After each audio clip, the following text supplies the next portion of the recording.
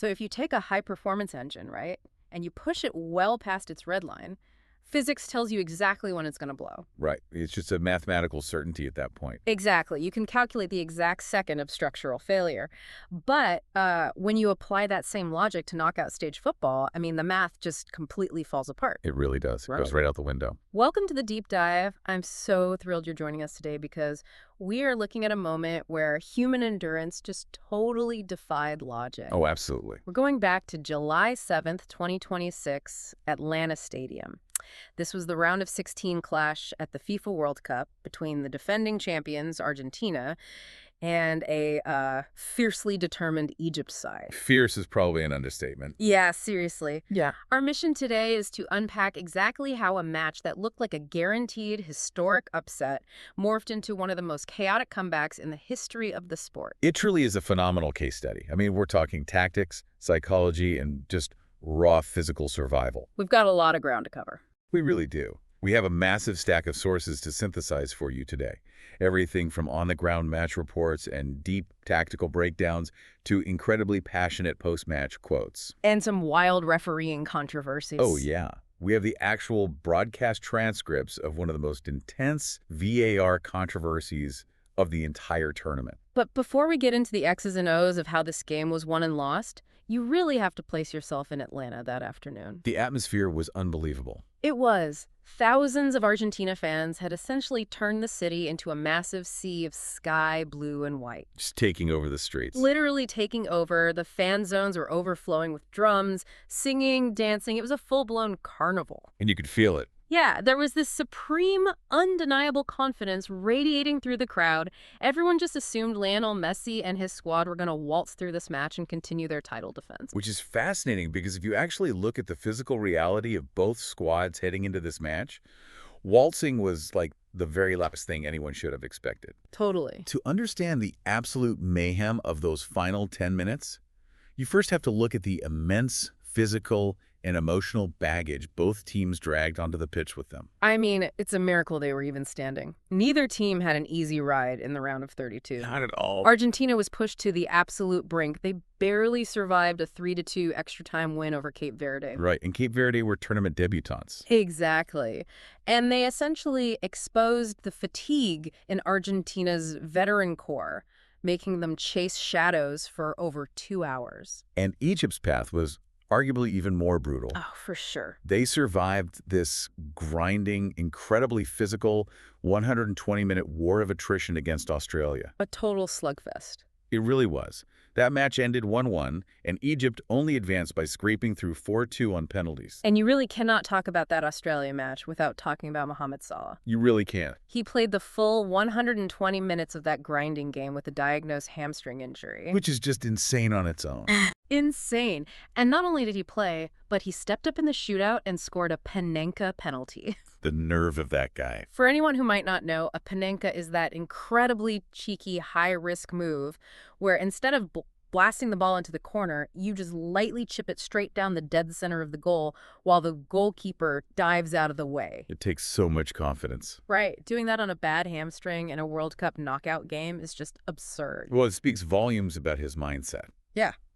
And really the immense pressure he was internalizing. Yeah, tell us about that. So if we connect this to the bigger picture, Salah was very vocal in the press conferences before the Argentina match. Right, he had that big quote. Exactly. He explicitly stated that this World Cup run meant more to him than any of his Premier League titles or even his Champions League trophy. I mean, that is a massive statement for a player with his club resume to make. It is, but you have to view it through the lens of his international career.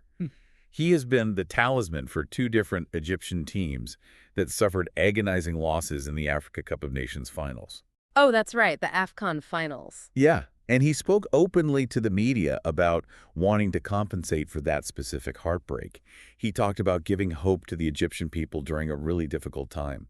So the weight of a nation is basically on his shoulders. Absolutely. The emotional stakes for him, and by extension, the entire Egyptian squad that looks up to him, were astronomical. Wow.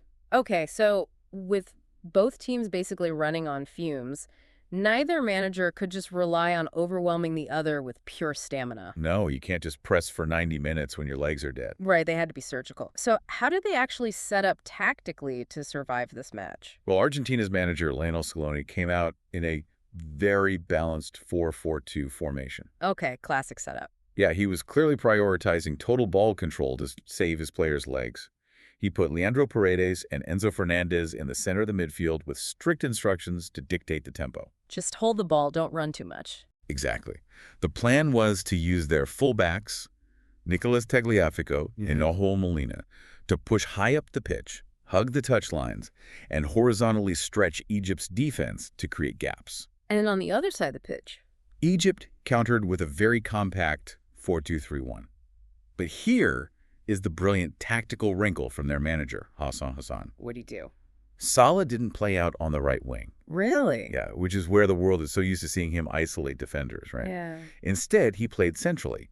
He was operating as a number 10 playmaker, sitting right behind the main striker. Okay, I want to break down why that matters, because it completely changes the geometry of the game. It does. Because a low block is basically when a team packs all their players into a tight defensive shell near their own penalty box, right? Conceding possession to the other team. Exactly, just inviting them in. Right. And by putting Salah in the middle of that block, Egypt forced Argentina's central midfielders to stay back and guard him. Yes. Which meant Argentina couldn't commit extra bodies to the wings to trap Egypt's fullbacks. That's the brilliance of it. Salah essentially became a decoy. He neutralized Argentina's entire pressing system without having to sprint up and down the sideline. Which saves his injured hamstring. Exactly. It is precisely the mechanism. Salah could just float into those little pockets of space in the center, conserve his energy, and act as the primary launch pad feeding their lone striker Omar Marmush whenever they won the ball back.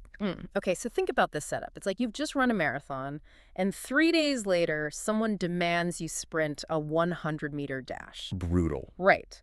With both teams running on absolute fumes, forcing Argentina to hold the ball and constantly probe against a compressed, disciplined defense is exhausting work. It's mentally and physically draining. So didn't this heavy possession game plan actually play right into Egypt's hands? It absolutely did. When you are fatigued, the team making all the proactive movements burns out faster than the team holding a structured shape. Makes total sense. And Egypt's strategy of sitting back and waiting for the perfect energy-efficient moment paid off beautifully and much faster than anyone anticipated. Faster and louder. Let's get into the first half, because it was defined by a totally unlikely goal and an even more unlikely failure. Oh, man. The drama started so early. Because they were conserving energy, Egypt only needed one perfect set piece.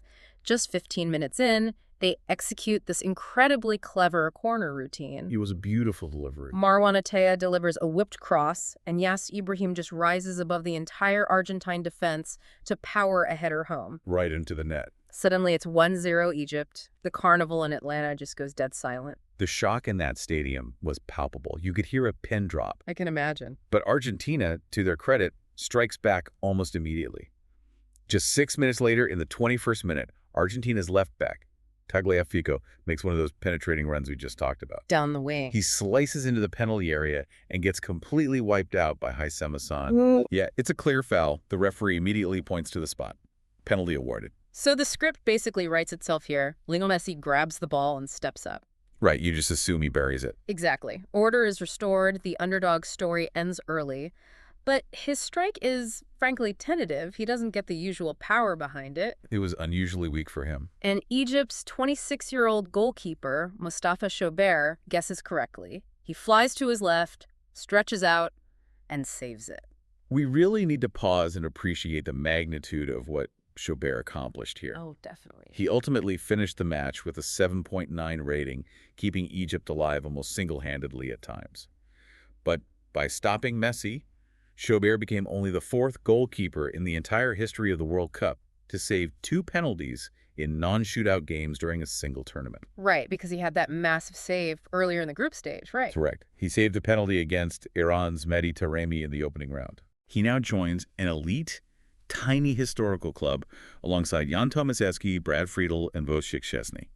It's a monumental individual achievement. It is incredible for Chaubert, for sure, but I have to look at the other side of that equation. because the statistics on Messi's penalty record are becoming kind of wild. They really are. With that miss, Messi has now missed 4 of his 8 non-shootout World Cup penalties. Yeah, 50% miss rate. On the biggest stage in the world. And he is the first player ever to miss 2 in a single tournament, having also missed against Austria just a week prior. It's crazy when you lay the stats out like that. So I have to ask, at what point does Argentina's unwavering loyalty to letting Messi take every penalty become an actual statistical liability for the team? Well, this brings up a fascinating dynamic regarding the psychology of elite locker rooms. Purely mathematically, you are absolutely right. The numbers don't lie. A 50% conversion rate is a severe liability. Yeah. But you aren't dealing with a spreadsheet here. You are dealing with an aura. Right. It's messy. Exactly. When you have an 8-time Ballon d'Or winner who literally dictates the emotional heartbeat of your entire nation, taking the ball out of his hands might do infinitely more psychological damage to the team's collective confidence than the actual risk of him missing the shot. I mean, that makes sense. You don't want to demoralize your leader. Exactly. You rely on his magic in open play, which, as we'll see, is a gamble that ultimately pays dividends. But man, for a long stretch of this game, it looked like that gamble was going to cost them their World Cup title. Schubert was just playing out of his mind. He really was. He made these ridiculous point-blank saves against Alexis McAllister and Julian Alvarez just to keep Egypt ahead going into the halftime break. He was an absolute wall. But as we move into the second half, the narrative takes a sharp turn from individual heroics to a massive technological controversy. Oh boy, here we go. Yeah, a single moment that completely fractured the momentum and the mood of the game. The VAR butterfly effect. That's a great way to put it. Let's set the scene for the 58th minute. Egypt absorbs another wave of Argentine pressure, wins the ball, and launches this absolutely brilliant counterattack. Textbook counterattack. Salah gets on the ball centrally, looks up, and plays a perfectly weighted pass into the path of Mostafa Zico. Zico sees the Argentine goalkeeper, Emi Martinez, rushing out to close the angle. High pressure moment. But Zico doesn't panic. He just beautifully dinks the ball right over Martinez. The net ripples. The Egyptian players swarm each other by the corner flag. It looks for all the world like they just went up 2-0. But the referee doesn't point to the center circle. Right. His hand goes straight to his ear. The video assistant referee booth is intervening. And they pull the play all the way back to the opposite end of the field. They are looking at a challenge by Egypt's Marwan Attia on Argentina's Lisandro Martinez that happened before the counterattack even started. Way before. Yeah. And after a lengthy review, the referee blows the whistle, signals a foul, and disallows the goal. What's fascinating about this moment is the sheer scale of the debate it sparked across the footballing world. Like, instantly. Oh, people were furious. On the FOX Sports broadcast, analyst Rob Green was visibly angry. He argued that VAR completely overstepped its intended purpose. What was his specific argument? He pointed out that the foul was a full length of the pitch away from the goal, and he characterized the contact as nothing more than an Egyptian player accidentally stepping on a toe during a routine challenge. He essentially argued that it was this microscopic infraction that had no real bearing on the beautiful goal that happened a minute later. Precisely. But on the other side of the aisle, you had officiating expert Dr. Joe Mochnick, who firmly defended the referee's call. Right, the rules analyst. Yeah, Mochnick explained the actual mechanics of the VAR protocol. Under the strict rules, the physical distance from the goal doesn't actually matter. Okay. The foul occurred during what the rulebook defines as the attacking phase of play. Because that specific foul on Lisandro Martinez cleanly won the ball, which led directly to the possession that caused the goal, the protocol dictates it must be disallowed. It wasn't a subjective call. It was the literal application of the rule. I see the logic, but this is exactly what I mean by the butterfly effect. Yeah. A guy accidentally steps on a toe 100 yards away, and a minute later, a beautiful game-changing goal is wiped off the face of the earth. It's harsh. It is. Even if Dr. Mochnick is technically, by the book right about the protocol, doesn't Green have a philosophical point here? He definitely does. We introduce technology to catch glaring, obvious mistakes. But when you apply microscopic forensic precision to a sport played on a massive field over continuous time, you inevitably sanitize the experience. You really do. You lose that visceral joy of a counterattack if every fan in the stadium has to hold their breath for 3 minutes waiting to see if a foul occurred in a different zip code. It is the ultimate dilemma of modern football. You are trading spontaneous joy for clinical accuracy. It's maddening for the fans, and it has to be soul-crushing for the players, which is why you have to give all the credit in the world to Egypt in this moment. Seriously. Did that disallowed goal crush their spirit? Did they put their heads down and fold? Absolutely not. They kept fighting. Just 9 minutes later, in the 67th minute, they pull off the exact same magic trick. They catch Argentina pushing too many bodies forward again. Salah is leading the charge on another blistering counterattack. He draws 2 defenders, then feeds Haitham Hassan. Such a smart play. Hassan drives toward the end line and makes this incredibly intelligent, delayed cutback pass into the center of the box. And there's Zico making the late run, sweeping the ball into the back of the net. Just brilliant. And this time, there is no VAR check, no butterfly effect. The goal stands. It's 2-0 Egypt, with under 25 minutes left to play. They are standing on the precipice of historic upset against the reigning world champions. The biggest shock of the entire tournament is within their grasp. But if we connect this to what we discussed at the very beginning, the sheer physical toll of their tournament run, this is exactly where the reality of human biology begins to override tactical discipline. You can actually see the yield point happening in real time. The exhaustion from their 120-minute war against Australia finally, visibly, catches up to their legs. It was inevitable, really. Suddenly, the gaps between their defenders, which had been perfectly tight all game, get just a little bit wider. Their midfield pressing gets just a fraction of a second slower. And against a team with Argentina's pedigree, a fraction of a second is all the space they need. The final 10 minutes of this match literally shook the footballing world. The comeback begins in the 79th minute. Christian Romero, the Argentine center back, decides to stay pushed up in the penalty area after a cleared set piece. Which is a huge risk. Right. Messi spots him, floats across back into the box, and Romero rises superbly to head it home. 2-1. 2-1. And suddenly the dynamic of the entire stadium shifts. You could feel the gravity in Atlanta change. Argentina smelled blood in the water. Oh, the momentum swung completely. Just 4 minutes later, the 83rd minute, Gonzalo Montiel, who came on as a substitute with fresh legs, drives down the right side. He cuts the ball back to Messi at the edge of the box. You can't give him that space. Messi takes it on his favored left foot and strikes this incredibly sweet half volley through traffic. Chaubert actually gets a fingertip on it because he was having the game of his life. But the power is just too much. Too much pace on it? The ball cannons in off the underside of the crossbar.